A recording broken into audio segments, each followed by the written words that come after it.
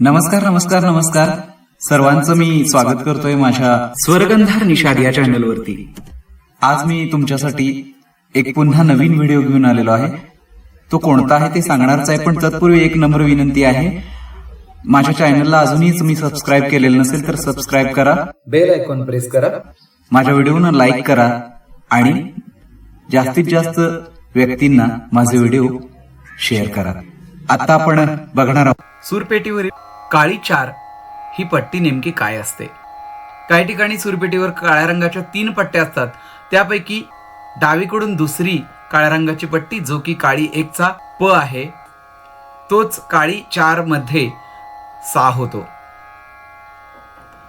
त्याचबरोबर काळ्या रंगाच्या 3 पट्ट्यांपैकी डावीकडून तिसरी पट्टी जो की काळी 1 चा शुद्ध ध आहे, तो काळी 4 मध्ये शुद्ध रे होतो।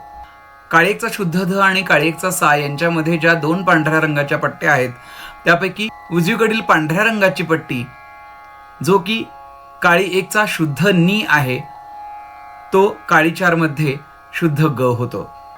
काळ्या रंगाच्या 2 पट्ट्यांपैकी डावीकडील पहिली काळ्या रंगाची पट्टी जो की काळी 1 चा सा आहे, तो काळी 4 मध्ये शुद्ध म होतो। काळ्या रंगाच्या 2 पट्ट्यांपैकी डावीकडून दुसरी काळ्या रंगाची पट्टी जो की काळी 1 चा शुद्ध रे आहे, तो काळी 4 मध्ये प होतो। काळी 1 चा शुद्ध रे आणि काळी 1 चा शुद्ध म यांच्यामध्ये ज्या 2 पांढऱ्या रंगाच्या पट्ट्या आहेत, त्यापैकी उजवीकडील पांढऱ्या रंगाची पट्टी जो की काळी 1 चा शुद्ध ग आहे, तोच काळी 4 मध्ये शुद्ध ध होतो। काळी 1 चा शुद्ध म आणि काळी 1 चा प यांच्यामध्ये जी पांढऱ्या रंगाची पट्टी आहे जो की काळी 1 चा तीव्र म आहे, तोच काळी 4 मध्ये शुद्ध नी होतो।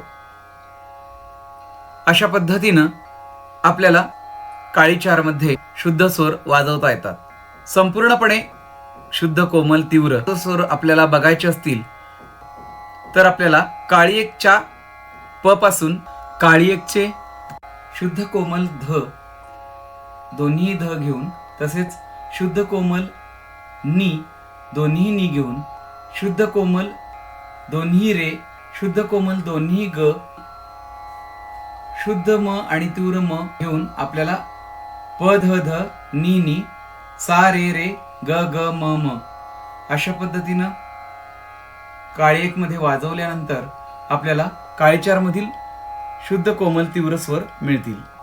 धन्यवाद।